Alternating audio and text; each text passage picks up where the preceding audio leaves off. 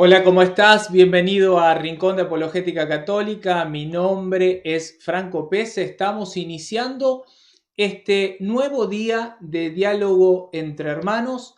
Hoy para tocar un tema, bueno, que es muy común escuchar en muchas religiones, sectas, el tema de Dios sí, pero Cristo, Dios no. ¿Eh? ¿Qué es esto? Bueno, ¿qué es esta doctrina? ¿Por qué surge todo esto? ¿Cómo se presenta? Lo vamos a empezar a ver en vivo, de a poquito, despacito. Tenemos del otro lado a nuestro hermano Franz Agustín Hidalgo desde Costa Rica, a quien saludamos en este momento. Hola Franz, ¿cómo estás? Bienvenido. Hola Franco, ¿qué tal? Aquí muy bien, gracias a Dios. Y saludando también a todos los que nos acompañan en este su programa Diálogo entre Hermanos. Con un tema fascinante, un tema controversial si se quiere, pero hay que tocarlo, hay que hablarlo. Qué lindo que es tenerte ahí, que poder, bueno, contar con tu presencia, como digo siempre, poder charlar un poquito sobre estos temas que son, bueno, tan importantes, que poco se habla, poco se dialoga y que bueno, tenemos el interés de ahondar, de profundizar y me parece importante que iniciemos este día ya.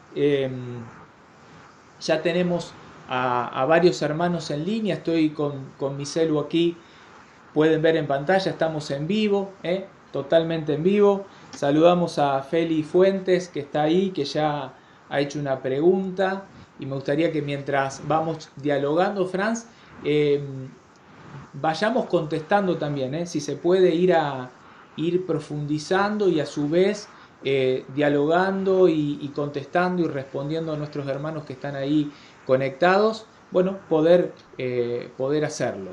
Franz, a ver, hoy vamos a hablar de parte de la historia de la iglesia, porque esto no es algo que solo presentan algunas sectas actuales, sino que vamos a ver parte de la historia de la iglesia, cómo surgen estas cosas.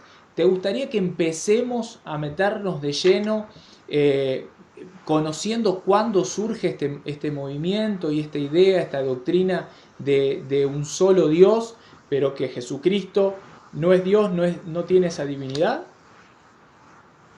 Bueno, hasta donde recuerdo, Sí, esto viene de Arrio. Arrio era un gran sacerdote. Eso hay que entenderlo y hay que comprenderlo. Eh, mm, Nada más una cosita, hermano, que aquí está lloviendo bastante. Si se mete en bulla, pues que me disculpen, ya eso es algo que no puedo controlar. Pero bueno, decía, esto viene, Arrio está más o menos en, en la historia por el año 300 y algo, si mal no recuerdo. Porque esto viene mucho, no, un poquito antes de 300, porque esto viene desde ese entonces, cuando ya el Constantino empezó a dar el edicto de Milán, donde da libre culto. Y a raíz de esta controversia con los arrianos, es que se, se, se viene, entre otras cosas, a pedir el concilio de Nicea en el año 325, donde lo que quería Constantino es que los cristianos aclararan precisamente varios asuntos referentes a la fe.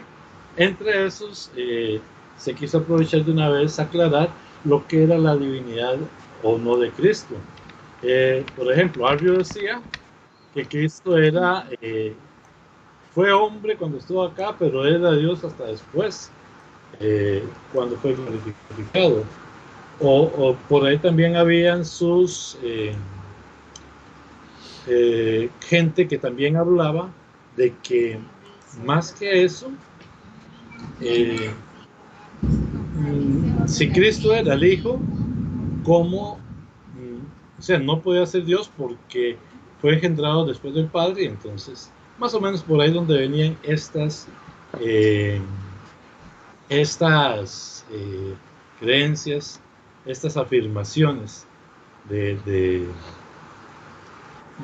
del cristianismo en sus inicios. Franz, hay una corriente un poquito anterior, surgen casi juntas, que es la del Livio Sabelio, no sé si lo recordás, que se le llamó el modalismo, algo que después fue condenado por el Papa Calixto en el año 220, y es similar. Vamos a compartir en pantalla, lo del modalismo, esta corriente, esta doctrina que se presenta, y después vamos a compartir lo que estás diciendo muy bien del arrianismo, lo de Arrio, y esta doctrina que proponía, que son similares, y vamos a ver sus diferencias entre sí. Después al final vamos a ver lo que enseña la palabra de Dios y el magisterio de la Iglesia católica. Fíjate lo que dice esta pantallita, esta plaquita acá. Proponía la siguiente fórmula: un Dios en tres personas, usando la palabra persona según su sentido clásico de papel en el teatro, o sea, de máscara, como una máscara. El mismo Dios en cuanto actúa como creador y rector del mundo, llamado Padre, o sea, cuando aparece como Padre es como que tiene esa figura. Cuando aparece en el papel de Redentor encarnado se le llama Hijo, y en su papel de dispensador de la gracia recibe el nombre de Espíritu Santo. Esta fórmula tenía la ventaja de que permitía considerar a Cristo como Dios verdadero, pero al mismo tiempo eliminaba la distinción real entre Padre, Hijo y Espíritu Santo. Según ella, Dios se manifestaba en tres distintos modos, de ahí el nombre de modalismo, los tres distintos modos, y por eso era llamado con tres nombres diferentes, el modalismo. Esto fue condenado, como dice arriba, por el Papa Calixto en el año 217-222. Esta ya es una corriente, Franz, que se da de un Dios que es uno, como decimos en la Iglesia Católica, es un Dios que es uno, pero que a la vez este Dios que es uno, es a su vez está en tres personas distintas, el Padre, el Hijo y el Espíritu Santo. Para esta persona, el Livio Sabelliano, ya no, es un Dios que es uno solo, es la misma persona que se presenta de distintas maneras dependiendo de la ocasión. Esto lógicamente era una herejía y fue condenado. Ahora me gustaría... Me llama la atención porque hay corrientes que hablan en términos muy similares, aún dentro, o por lo menos yo lo he escuchado, dentro de la Iglesia Católica, y que más o menos lo que hace es desviarse en este sentido. ¿Qué son estas corrientes? Que el Dios Padre es el Dios del Antiguo Testamento, que el Dios Hijo es Cristo que vino a redimirnos, y que el Espíritu Santo es el Dios que hay ahora. Y entonces este tipo de explicaciones lo que hace es confundir, porque si bien sabemos que Dios Padre, Dios Hijo y Dios Espíritu Santo aparecen tanto en el Antiguo como en el Nuevo Testamento con Jesucristo, como en la historia posterior. Y entonces me llama la atención porque sí había leído y se me había olvidado, pero es parte de las observaciones. Es la misma herejía, pero acomodándose un poco sin tratar de negarlo. Bien, ahora vamos a ir a la doctrina del arrianismo, que es lo que estabas hablando hace un ratito de Arrio, y la voy a compartir también en pantalla para que esta, si querés, la puedas leer. Vamos a tratar de ponerlo grandecito ahí. No sé si lo alcanzás a ver, Franz, o querés que lo lea yo. Ahí lo alcanzo a ver en este momento. Bueno. Okay. Arrio era un hábil dialéctico. Bueno, no sé si leemos desde más arriba. como quieras. Con la persecución de Diocleciano, dice que se apartó por algún tiempo las cuestiones teológicas del cristianismo. Porque, bueno, había persecución, obviamente. Pero poco después de haber terminado, resurgieron las discusiones sobre el dogma y el obispo Alejandro de Alejandría, sucesor de Pedro, y martirizado en 1311, llamó a capítulo a su presbítero Arrio. Y aquí es parte que es bonito conocer, porque no son cualquier patavueltas, diríamos en Costa Rica, a causa de sus doctrinas. Arrio era un hábil dialéctico, había sido discípulo de Luciano de Antioquía, y su tesis era la siguiente: si el Hijo fue engendrado por el Padre, necesariamente tuvo que haber un tiempo en que el Hijo aún no existía. Por consiguiente, no existe desde la eternidad y por tanto no es Dios. Esta era la base fundamental de la doctrina de Arrio. Exactamente. Sigo leyendo. Vuelvo con la plaquita. Ahí está la plaquita, perdón.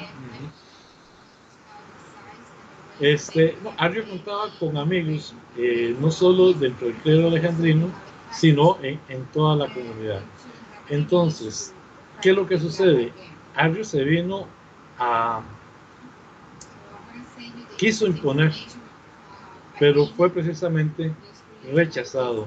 Su doctrina no era la que la iglesia estaba enseñando. Esta doctrina quiso extenderse, pero dice que al mismo obispo de Alejandría el caso le pareció de la suficiente gravedad para que conviniera reunir un sínodo de casi un centenar de obispos egipcios, libios, en el cual se vino a discutir esta doctrina para resumirlo. Entonces, ya desde ahí la iglesia rechazó, y la iglesia declara, y en el concilio posterior, en el de Nicea, que es más conocido, por eso lo traigo más a colación, se terminó de aclarar precisamente que que Padre, Hijo y Espíritu Santo es un mismo Dios, un solo Dios, en tres divinas personas, no personas separadas, sino una sola esencia. Exactamente. Exactamente. ¿Me estás escuchando, Franz? Veo que por ahí se corta. Sí. Tenemos esto de el problema de la tormenta que se escucha ahí de fondo, muy de fondo. Hay algunos truenos.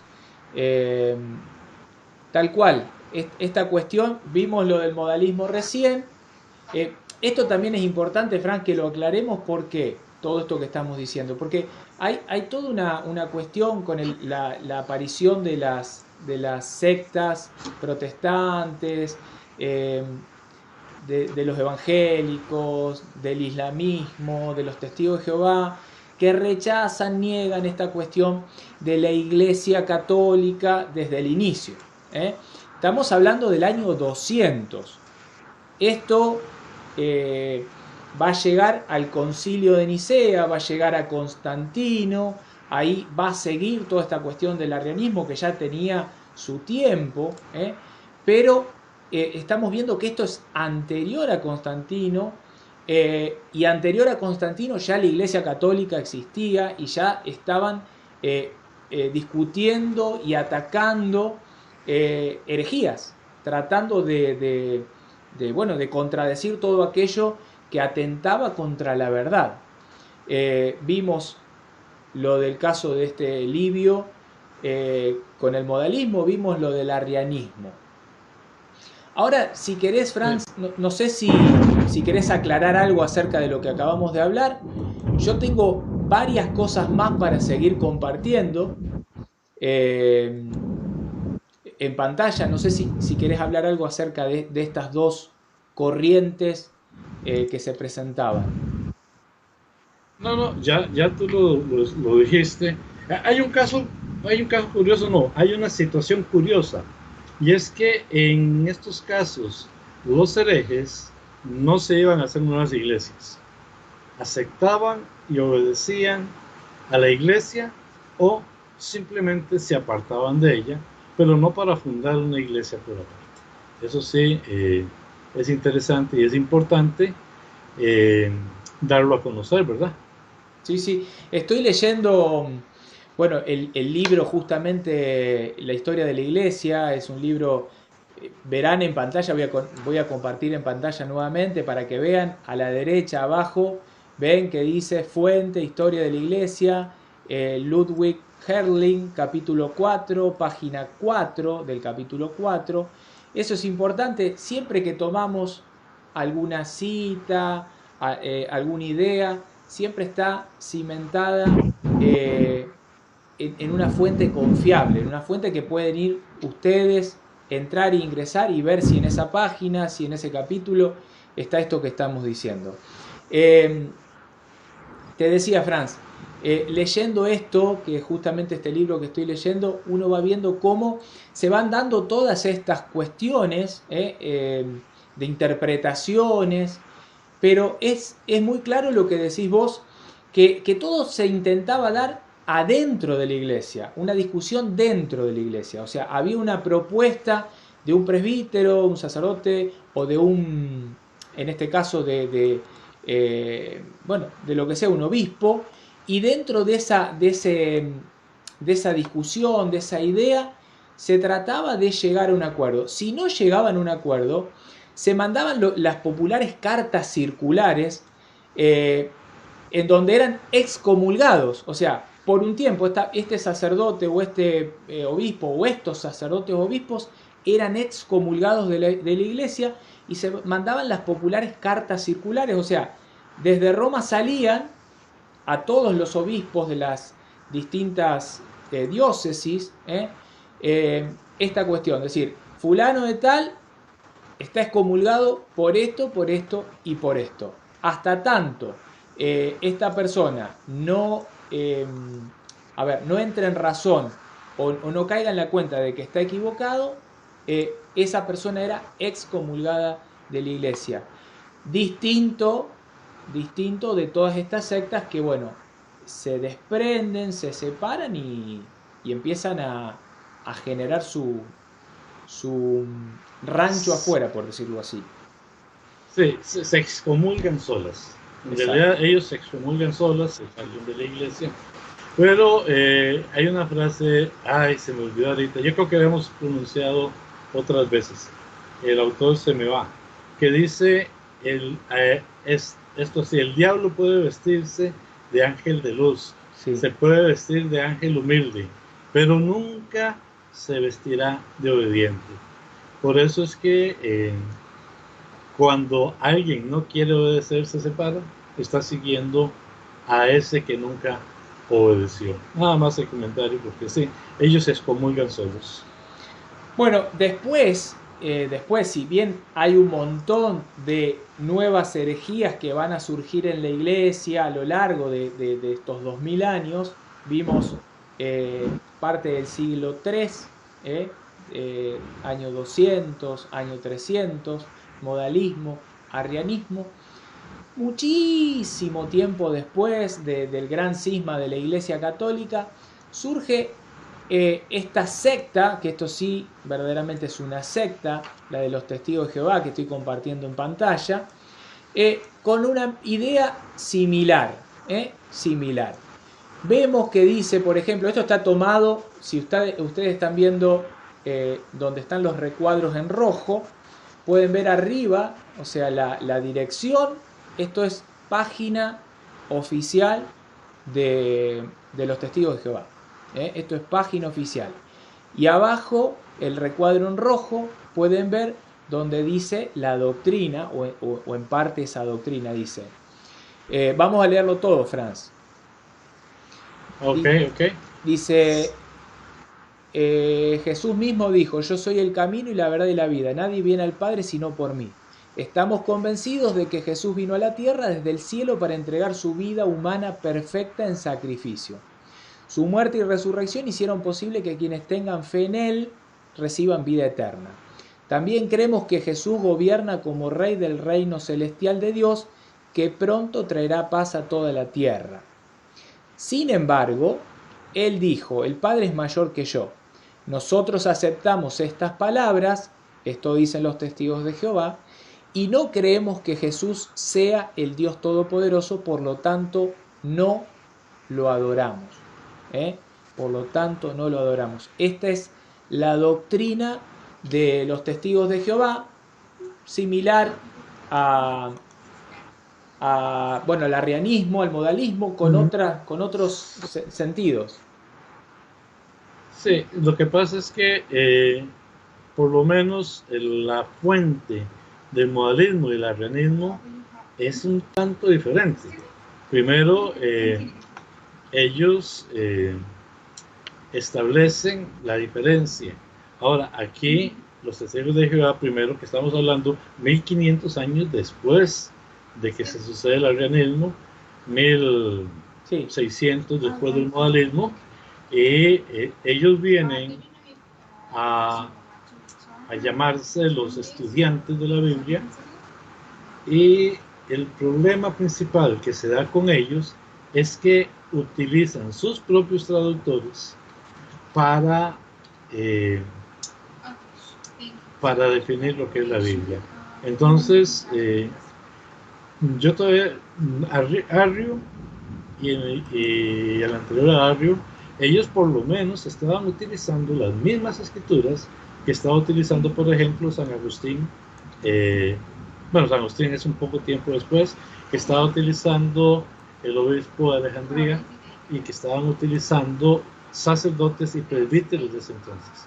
Pero los testigos de Jehová ahora hacen sus propias traducciones, no los hacen en ningún momento de documentos originales. Si tú hablas con ellos, dicen que sí hagan los documentos originales, que la Iglesia Católica está escondiéndolos, etcétera, etcétera. Pero en realidad, ellos están utilizando su Biblia traducida por ellos y muy tristemente mutilada por ellos. Pero, Franco, en realidad esta observación, porque lo que estamos viendo ahorita, más que cualquier otra cosa, es presentando la doctrina de ellos, y más adelante en el programa pues vamos a ver lo que dice la doctrina de la Iglesia. Sí, el comentario en ese sentido, porque si bien quieren decir algo muy similar, sus fuentes y el origen de sus afirmaciones vienen de diferentes documentos. Exactamente. Algo que está bueno aclarar con lo que decís, Franz, ellos tienen la traducción del Nuevo Testamento, de la Biblia, la traducción del Nuevo Mundo de los Testigos de Jehová, tiene apenas en este momento 60 años. 60 años. Anterior a eso usaban, la Reina Valera. Pero ellos, si ustedes van a buscar, investigar la fuente, la Biblia de los Testigos de Jehová, concretamente el Nuevo Testamento, porque primero hicieron la traducción propia del Antiguo Testamento y posterior a esa la del Nuevo Testamento, tienen apenas 60 años, sabiendo que la Biblia que usamos nosotros en la Iglesia Católica viene desde el año 380, desde el año 380, siglo IV. O sea que la Iglesia ya tiene hace 1700 años la palabra de Dios, y estos hermanos, toman algo traducido por otro y lo vuelven a traducir, y ahí empiezan todas estas controversias que vamos a encontrar. Esto, ¿no? Que en una Biblia dice una cosa, en la Biblia de ellos dice totalmente otra. No en todo, pero hay ciertos lugares en donde está sacado completamente de contexto. Completamente. Franz, quiero seguir ahora con otra secta que surgió también en el año 1900, muy parecido a los Testigos de Jehová. Vamos a hablar de los pentecostales unicitarios, y si querés esto leerlo vos y explicarlo, ahí lo tenés en pantalla. También puedes ver arriba la página, está señalada para que vean de dónde fue tomado, está la fuente. Ok, dice que el movimiento Solo Jesús, también conocido como pentecostalismo unicitario o teología de la unicidad, enseña que solo hay un Dios, pero niega la Trinidad de Dios. En otras palabras, la unicidad teológica no reconoce a las diferentes personas de la Trinidad, Padre, Hijo y Espíritu Santo. Tiene varias formas. Algunos ven a Jesucristo como el único Dios, quien a veces se manifiesta a sí mismo como el Padre o el Espíritu Santo. La doctrina central del pentecostalismo unicitario, Solo Jesús, es que Jesús es el Padre, Jesús es el Espíritu. Hay un Dios que revela a sí mismo que se revela a sí mismo en diferentes maneras. Esa es la teoría de este movimiento unicitario. Y en realidad, pues, como vos decís, esta todavía viene, que 100 años de existencia, es simplemente muy pobre. Recordemos, y también lo hemos comentado, que no hay revelación nueva. Y si algo se está predicando ahora, se debió haber predicado en el siglo I, segundo, tercero, etcétera, hasta llegar. Y pues esta gente viene a predicar cosas que no son. De las cosas que a mí me ponen a pensar, ¿y de dónde viene esto? Y es precisamente de la idea del judaísmo, no de la idea, de las escrituras propias del judaísmo. Recordemos el Shema: escucha Israel, el Señor nuestro Dios es uno. Y entonces, a partir de esta frase, no pueden entender que pueda haber, que ese Dios pueda estar dividido en tres personas diferentes, pero que mantengan una misma esencia entre sí. Entonces, a mí, o sea, es que hay muchas partes, desde el mismo Génesis, ¿verdad? En el principio el Espíritu de Dios se movía por las aguas, ya estamos hablando del Espíritu, y Dios dijo, hagamos esto, está hablando Él mismo, Padre, Hijo y Espíritu Santo, no está hablando con ángeles, no está hablando con nadie más porque la creación no existe, pero estas cosas que son muy evidentes, por lo menos en la doctrina, lo quita. Eso empezando desde el Génesis, tal vez tocando un poco a testigos de Jehová, porque para ellos Jehová es Dios.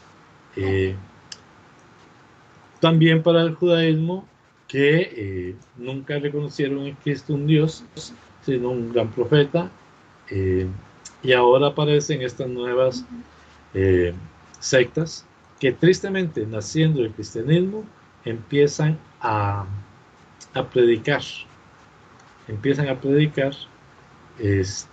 doctrinas muy diferentes a la que el cristianismo predicó.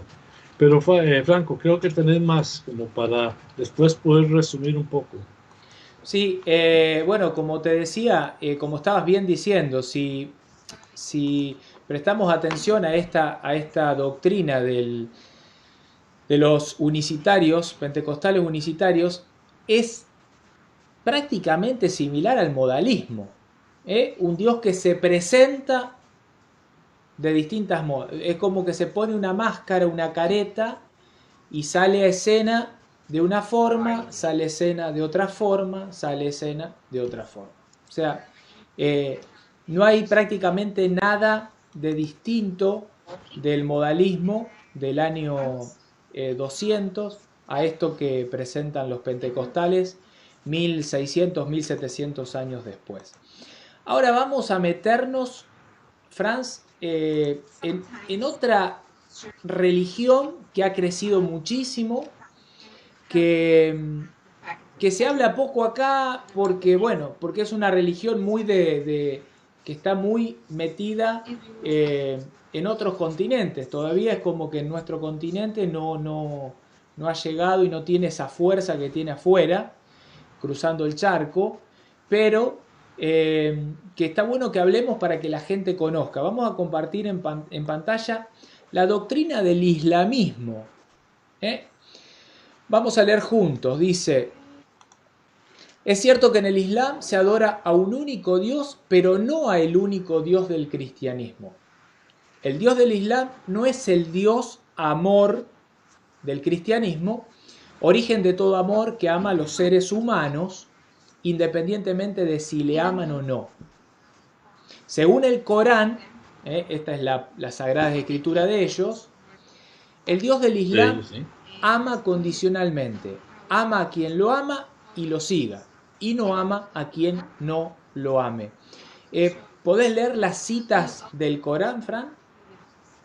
Sí, claro que sí. Dice: en verdad, Alá es enemigo de los incrédulos. Alá ama a los benefacientes. Es verdad, Alá no ama a los infractores. El Dios amor perdona a todo aquel que se arrepienta. El Dios del Islam es selectivo, pues escoge a quién perdonar. Por ventura, ¿no sabes que Alá, suyo es el reino de los cielos y de la tierra, que castiga a quien quiere y perdona a quien quiere? El Dios amor del cristianismo ama a todos y nos ordena amar a todos, pero el Dios del Islam es excluyente. No toméis a los judíos y a los cristianos por amigos. Algunos de ellos son amigos de vosotros, y quien de vosotros se amista con ellos, ciertamente es de ellos. En verdad, Alá no encamina al pueblo de los inicuos. Ahí podemos ver la fuente de buenanueva.net para los que preguntan. Y es que son tan opuestos el islamismo al cristianismo, Franco. Sí, es más, esta cita que acabas de decir, de nombrar, o sea, es parte del Corán, o sea, es parte de la doctrina de ellos, o sea, no parte de la Biblia. Claro, no toméis a los judíos y a los cristianos por amigos.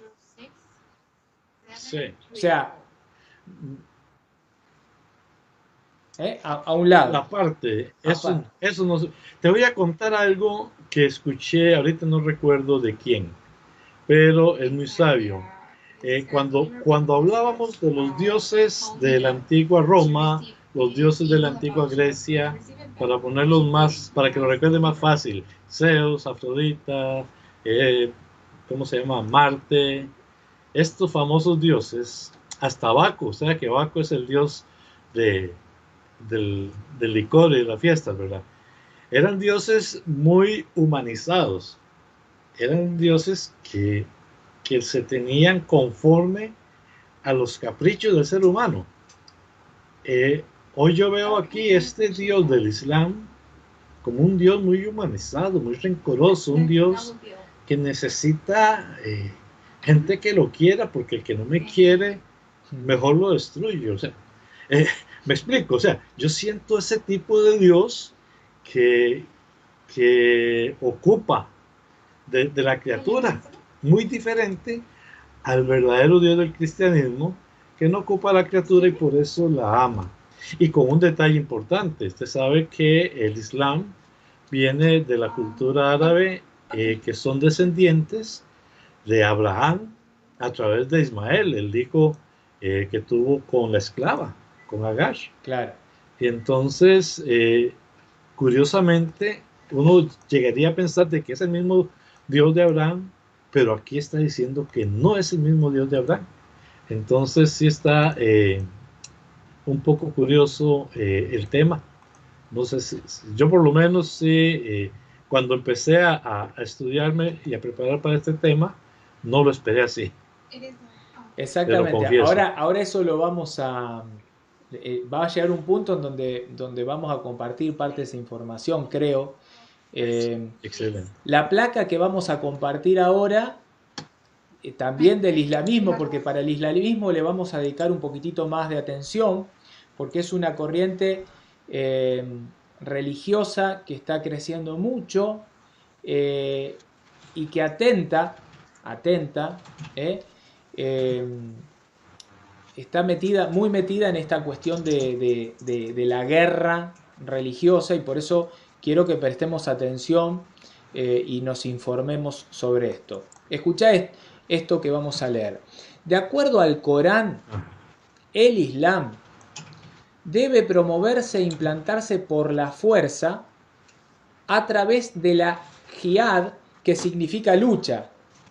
O sea, debe implantarse por la fuerza a través de la lucha, la cual consiste en oponerse a los infieles, los incrédulos, los inicuos, los infractores, los amigos de Satán, que son todos los que no aceptan el Islam. Así se lee en el Corán. ¿Querés leerlo, Franz? Y combatid en la senda de Alá a los que os combaten a vosotros, y no infrinjáis. En verdad, Alá no ama a los infractores. Y matadlos donde quiera que los encontréis, y echarlos de donde ellos os echaron a vosotros. Y matadlos hasta que no haya discordia y haya ley de Alá. Pero si se abstienen, entonces no hay enemistad sino con los inicuos. Los que creen combaten en la senda de Alá, y los que no creen combaten en la senda de Tagú. Combatid pues a los amigos de Satán. Combate a los infieles y a los hipócritas, y ensáñate en ellos, y su morada será Shehenán, y qué mal paradero. Shehenán es el infierno, ¿verdad? El infierno, exactamente, es el infierno. Franz, bueno, qué distinta la mirada de este Dios versus la mirada de Jesucristo, ese evangelio que nos presenta, un evangelio del amor, un evangelio que sí hay que anunciar, conviértanse, pero que no va por la fuerza, no propone nada por la fuerza, es una cuestión libre y voluntaria. ¿Aceptás o no? Por el contrario, pide amar al enemigo. Que eso lo veamos más atrás, ¿verdad? Mateo 5:42. Una cita que me encanta. Vamos a seguir leyendo sobre el islamismo para meternos más adentro y conocer un poquito más este Dios. Para ellos es un Dios único, lógicamente. Jesucristo, vamos a ver quién es, vamos a ver un poquito de la historia, ahora concretamente cómo nace esta religión, para conocer un poquito más de esto. Dice, aunque el Islam acepta la Biblia como revelación divina, el Corán está por encima de la Biblia. Quiero que esto a ustedes les quede bien en la cabecita y en el corazón. El Islam acepta la Biblia como revelación divina, pero el Corán está por encima de la Biblia. Esto ténganlo presente, porque al final vamos a poner una cita de la palabra de Dios que hace referencia a esto que dice el Islam. Lo interesante es observar de dónde proviene el Corán. Según cuenta Mahoma, se encontraba él meditando en una cueva en las afueras de Meca en el año 610, y según dice, se le presentó el ángel Gabriel con un mensaje para toda la humanidad, el cual le fue revelando a lo largo de 20 años. Lo curioso es que le revela que Cristo no es Dios. También que María, a quien el ángel Gabriel había anunciado 610 años antes que sería la madre de Dios, y de hecho lo es solo madre de un profeta. O sea, María entendió mal, Franz. Sí. Algunos sostienen que el judaísmo, el cristianismo y el islam tienen la misma raíz en Abraham. Y acá viene lo que vos enseñabas antes. Pues las tribus del desierto que Mahoma unificó y reunió alrededor de su nueva doctrina eran descendientes de Abraham vía Ismael, que es hijo de la esclava Agar. Que Pablo hace una alusión a la diferencia muy clara de la esclavitud, que lo podríamos tocar después si querés. Ciertamente, como raza, esas tribus son descendientes de Abraham, pero Mahoma rechazó y el Islam rechaza la tradición y las enseñanzas de Abraham y Moisés, que judíos y cristianos sí siguen. Esto está tomado de la fuente Así Prensa, lo pueden ver ahí, pueden ingresar a esta parte del video si quieren constatar si esto que estamos diciendo es así o no. Qué interesante, Franz, ¿no? Como presenta acá como un evangelio distinto. Un evangelio distinto. Sí, o sea, es Gálatas 1:8. Vamos a llegar a eso, sí. Me gustaba ver llegar a esa parte también. En su momento. Bien, ahora vamos a ver las diferencias bien marcadas entre el Islam y el cristianismo. Podríamos verlo entre los testigos de Jehová y los pentecostales también, porque en definitiva hemos hablado de ellos también. Pero vamos a ver esta cuestión del Islam. Miren esto. Sí, que está más. Para el Islam, Cristo Dios. Para el catolicismo, sí. Para el Islam, no. Para el Islam, No. Cristo no es Dios, es un profeta más. El alma inmortal, tanto para el Islam como para el catolicismo, es sí, el alma es inmortal. Bueno, la Santísima Trinidad, Es lógicamente que para el Islam no, para nosotros los católicos sí.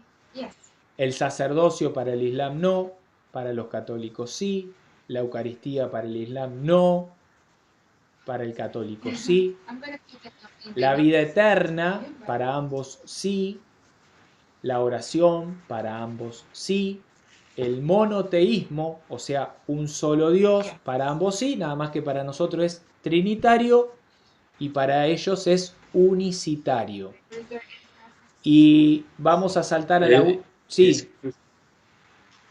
Te escucho, sí, no pase. De todas maneras, creo que las dos tienen relación. Sí, exacto. O sea, hay muchas similitudes entre las dos religiones, entre las creencias y su doctrina. Pero las que no son similares son completamente antagónicas. Continuemos con la siguiente. Bien. Franco. Para el islamismo, vuelvo a la placa anterior para que vean esta columna, en la columna izquierda, dice, para el islamismo es vengativo, excluyente, violento, selectivo, perdona solo a algunos, este Dios. Que para los católicos es amor.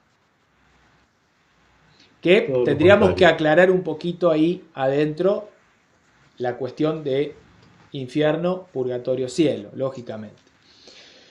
Para el Islam, Cristo es un profeta inferior a Mahoma y para nosotros los católicos es Dios, la segunda persona de la Santísima Trinidad.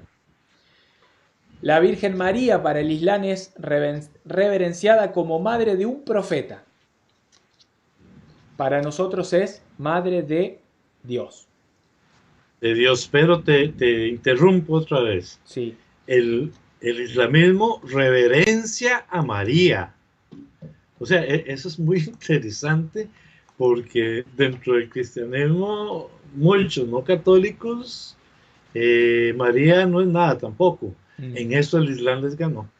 Sigamos, perdona. Qué interesante esa observación. Sí. Bueno, y la última parte de esto que estamos compartiendo, demonios y ángeles malos, para el Islam son creados por Dios como demonios, o sea, directamente fueron creados como demonios, y para el católico, de acuerdo al Catecismo de la Iglesia Católica, numeral 391, fueron creados por Dios como ángeles buenos que se hicieron malos, o sea, por una elección voluntaria, estos ángeles decidieron el popular non serviat, esto no te voy a servir y por lo tanto sigo mi soberbia, me sigo a mí mismo. Otro detalle de un Dios muy rencoroso, muy humanizado, ¿verdad? yo voy a hacer unos malos para que jodan a ver a quiénes se hacen o no, quiénes se hacen buenos y quiénes se hacen malos. O sea, no sé, es un Dios que no cabe y no puede caber en mi mente con el respeto que merecen. Exactamente. Bueno, ahora, Fran, si te parece, vamos a entrar a ver qué enseña el magisterio de la Iglesia Católica. O sea, si bien sobre la divinidad de Jesucristo habría para hablar 2 días, podríamos tomar Sí. citas enteras, Juan, Evangelio de San Juan capítulo 1, todo el capítulo 1, la carta a los Colosenses, no sé, se me ocurren un montón de citas que podríamos tratar en donde el mismo Jesucristo dice yo soy, yo soy. No, me gusta esta parte y si gusta, mientras comento muy rápido, vamos poniendo las citas, porque hay algunos comentarios, algunas personas creo que tal vez interpretaron como que nosotros pensábamos que Cristo no era Dios. Por el contrario, hemos querido exponer lo que piensan las otras y ahora sí, entrar a exponer lo que la Iglesia, el Catecismo de la Iglesia Católica establece. Eso por los comentarios que he podido leer, pero que no me he podido concentrar para responderles, entonces creo que aquí es el momento. Bien, excelente. Bueno, ¿qué enseña el magisterio de la Iglesia en el resumen del catecismo? Esto es un resumen del numeral 452 al 455, de ahí para arriba, del 451 hacia arriba, hacia atrás, está toda, hay toda una redacción más profunda. Nosotros tomamos solamente este resumen para que no sea tan largo. Llevamos 53 minutos de programa, vamos a ir a ver qué es lo que nos enseña.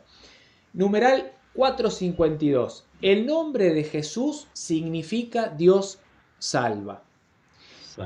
Eso es importante. O sea, Jesús significa Dios salva. El niño nacido de la Virgen María se llama Jesús, por lo tanto se llama Dios salva, porque Él salvará a su pueblo de sus pecados. Esto está tomado de esta cita, Mateo 1, versículo 21. No hay bajo el cielo otro nombre dado a los hombres por el cual nosotros debamos salvarnos. Eso está tomado, capítulo 4, versículo 12 del libro de los Hechos de los Apóstoles. ¿Querés leer, Franz, el numeral 453? Sí, claro, Franco. Dice, el nombre de Cristo significa ungido. Perdón, Jesús. Algo está pasando. Sí, ahora te escucho, ahora te escucho bien. Es que se me perdió la imagen, perdona. Ok, sigo. Jesús es el Cristo porque Dios le ungió con el Espíritu Santo y con poder. Hechos 10:38. Era el que ha de venir. Lo dice Lucas 7:19. El objeto de la esperanza de Israel que se menciona en Hechos 28:20. Continúa tú con el 4:54, Franco. Bien, el nombre de Hijo de Dios significa la relación única y eterna de Jesucristo con Dios su Padre. Él es el Hijo único del Padre. Esto está tomado de todas esas citas que pueden ver ahí entre paréntesis. Y Él mismo es Dios. Juan 1:1, el capítulo 1 que hablaba recién, que podríamos buscar. Para ser cristiano es necesario creer que Jesucristo es el Hijo de Dios. Y esto está tomado de la enseñanza de los apóstoles en el capítulo 8 y de, San Juan, que es uno de los apóstoles en una de sus cartas, una carta católica, la primera carta de Juan, capítulo 2, versículo 23. ¿Querés leer la próxima, Franz? Sí, claro. El nombre del Señor significa la soberanía divina. Confesar o invocar a Jesús como Señor es creer en su divinidad. Nadie puede decir Jesús es Señor sino por influjo del Espíritu Santo. Enseñanza de 1 Corintios, capítulo 12, verso 3. Bueno, ahí está la fuente, Catecismo de la Iglesia Católica, Vaticano, la página del Vaticano. Franz, a ver, podríamos hablar muchísimo de todo esto que acabamos de compartir, del magisterio de la Iglesia. Por ejemplo, cuando decimos hijo de Dios, tanto los testigos de Jehová, los modalistas, el arrianismo, el islam, han confundido esta cuestión de que aquellos que nos bautizamos nos hacemos herederos y por lo tanto somos hijos de Dios. Y Jesús es hijo de Dios, por lo tanto no tiene diferencia con nosotros. No, error. Él es el hijo único de Dios. Nosotros somos hijos en el Hijo. Eso es lo que enseña el magisterio de la Iglesia, lo que enseña la palabra de Dios concretamente. ¿Algo más, Franz, que quieras agregar de esta parte? Es que estaba buscando la carta de la 2 Corintios 13, sí, donde a mí me gusta ese pasaje.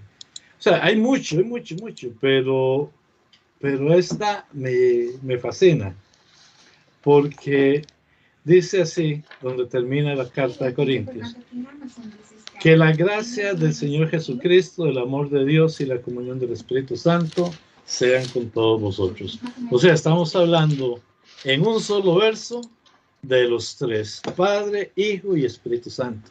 Y es precisamente como normalmente iniciamos las Eucaristías en nuestra amada Iglesia Católica. Me estaba acordando de Filipenses, la carta a Filipenses, nombre sobre todo También. nombre. Él es el nombre sobre todo nombre. Estaba recordando a Santa Isabel en ese exulto de plenitud, diciendo quién soy yo para que la madre de mi Señor, Señor, se le decía a Dios. A Dios. Recuerdo Tomás en Juan capítulo 20, versículo 28, Señor mío y Dios mío. O sea, tantas citas que voy recordando, Colosenses. A ver si podemos ver.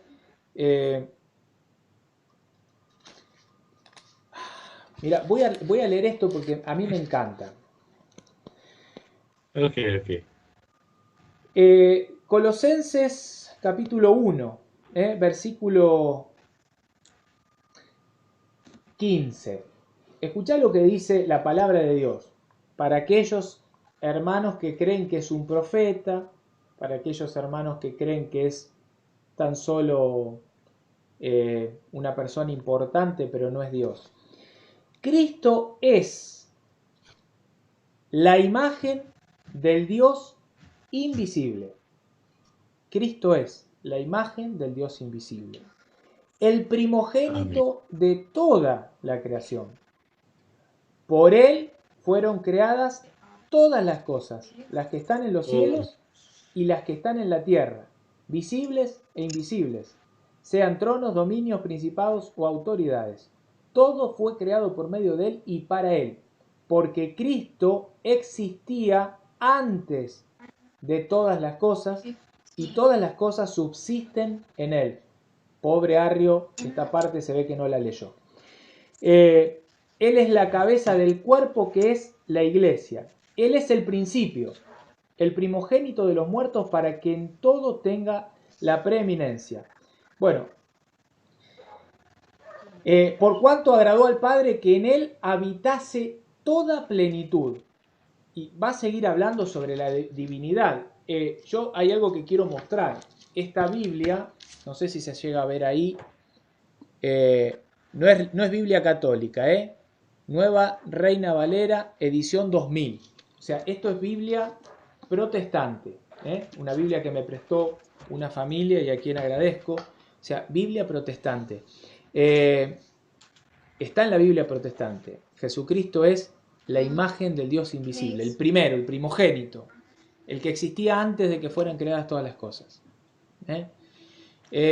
Franz, lo que quieras agregar. Yo te escucho. No, es que hace rato estaba revisando los comentarios Sí. y Feli Fuentes nos hace una observación de que todo el capítulo 19 del Corán está dedicado a María en el Islam. O sea, todo un capítulo dedicado a María.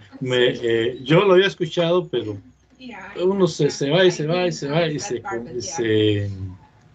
le olvidan algunos detalles. Le agradezco a Feli, en verdad, porque sus aportes han sido muy importantes aquí en los comentarios, y yo creo que eso tenemos que valorarlo nosotros y agradecerles en verdad a este hermano con este aporte tan increíble. Gracias ¿Qué por podemos estar. decirle? Veo conectado al Principito, Víctor Sánchez, Gabriel Pelizón, Silvina Bisset, Martín Federico Aguirre, Noel Isaía, María Guadalupe Ríos, Feli Fuentes, Ramón Tapia, el hermano Ramón Tapia,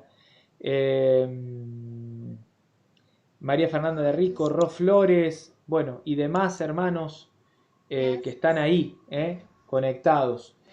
Franz, me gustaría cerrar con la palabra de Dios, con aquellas advertencias que nos da la palabra acerca de aquellas cosas que contradicen a la doctrina, contradicen al mensaje, contradicen a la verdad, y cómo las presenta la Biblia. Excelente.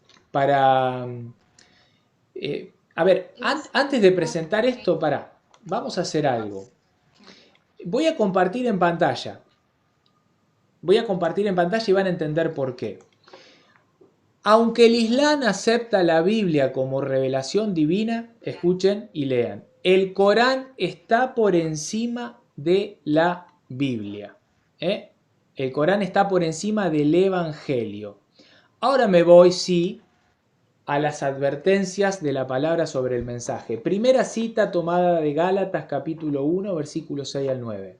Dice Pablo a los Gálatas: me sorprende que ustedes abandonen tan pronto al que los llamó por la gracia de Cristo para seguir otro evangelio.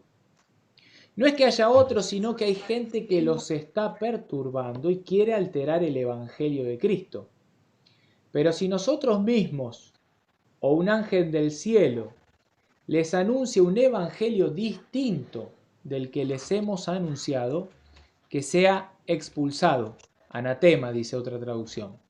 Ya se lo dijimos antes y ahora les vuelvo a repetir: el que les predique un evangelio distinto del que ustedes han recibido, que sea expulsado. Y esto es palabra de Dios, Franz. Sí. ¿Qué me contás de esto? Te alabamos.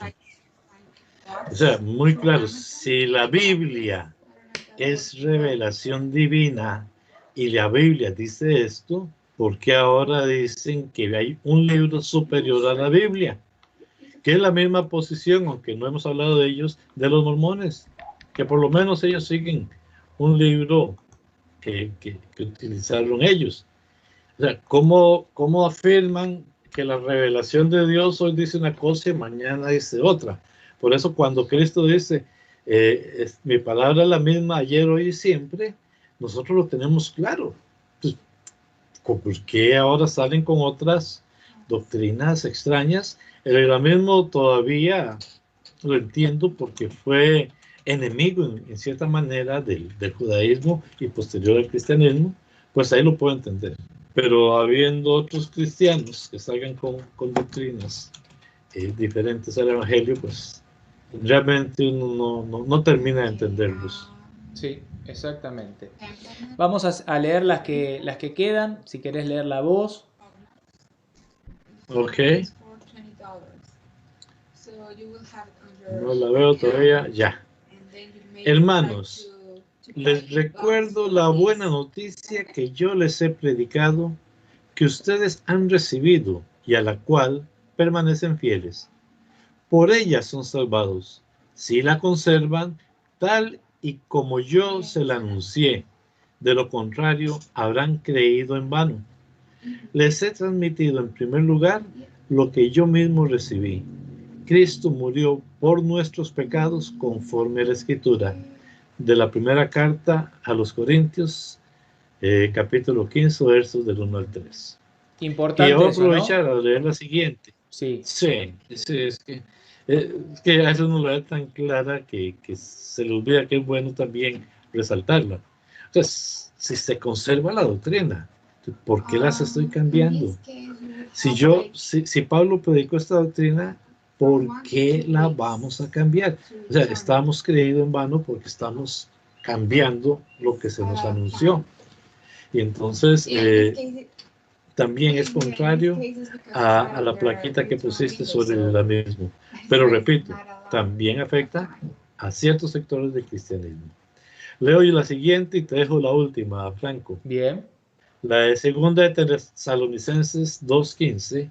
Por lo tanto, hermanos, manténganse firmes y conserven fielmente las tradiciones que aprendieron de nosotros, sea oralmente o por carta. Y aquí nada más el comentario: las tradiciones es la transmisión de la fe. Y entonces aquí mucha gente confunde lo que es el término tradición, y yo por eso se los quiero aclarar.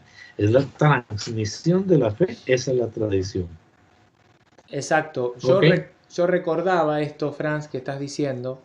El otro día hablando con un hermano, bueno, protestante, que me decía que, bueno, que la tradición no es santa, no es importante.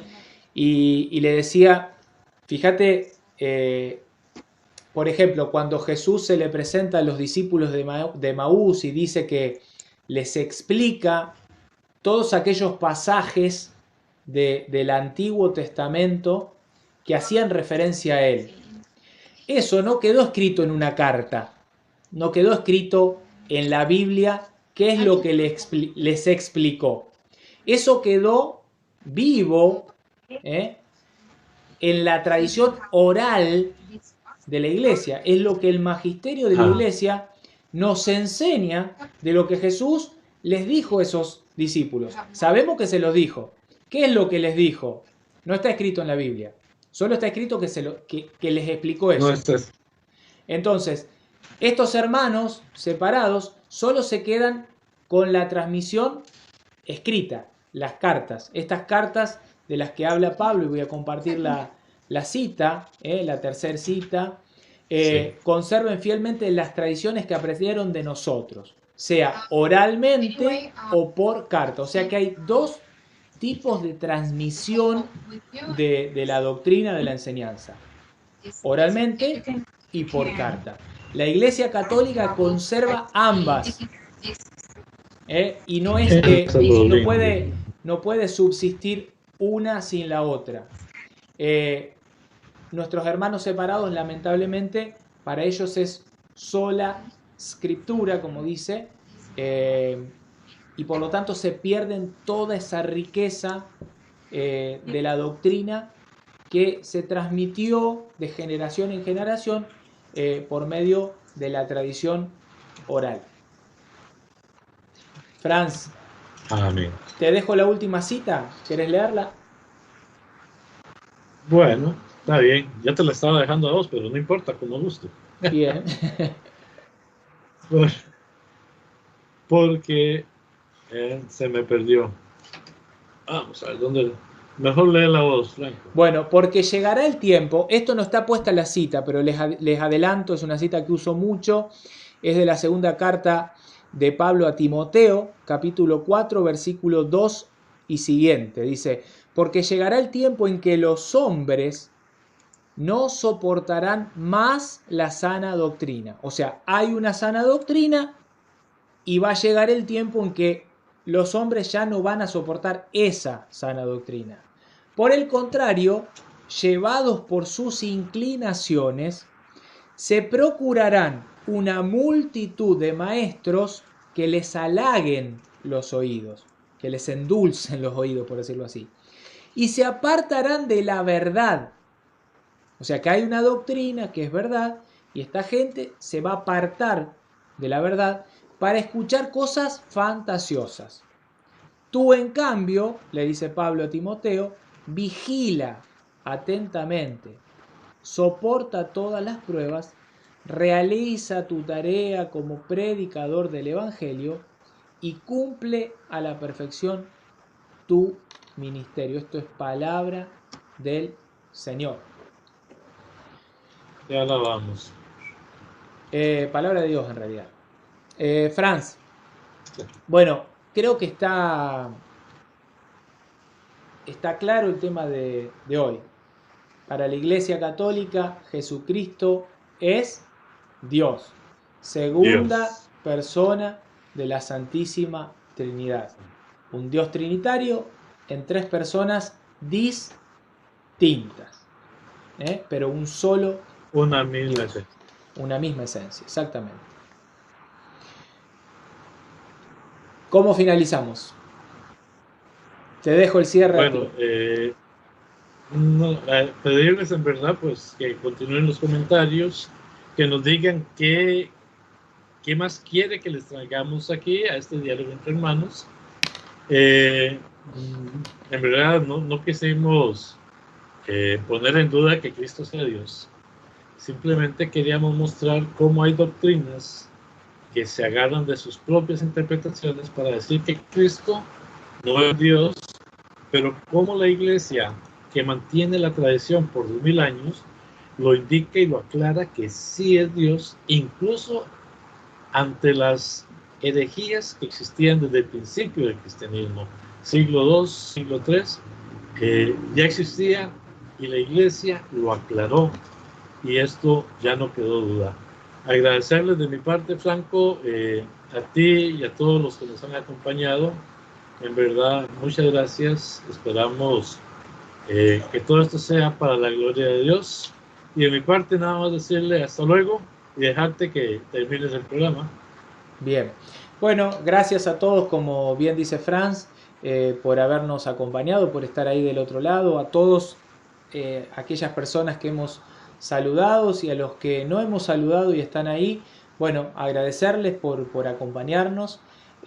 Como decía Franz, comenten, propongan aquellas dudas, no se queden con la duda, pregunten, tampoco se queden con malas enseñanzas. Vamos a ver qué es lo que enseña el magisterio de la Iglesia, que es la palabra autorizada, aquella, como dice Pablo a Timoteo, 1 Timoteo 3:15, la Iglesia que es columna y fundamento de la verdad. Así que, bueno, nada más, los esperamos el próximo martes para seguir compartiendo más diálogo entre hermanos en este, tu canal Rincón de Apologética Católica. Nos vemos pronto. Hasta luego, Franz. Chau.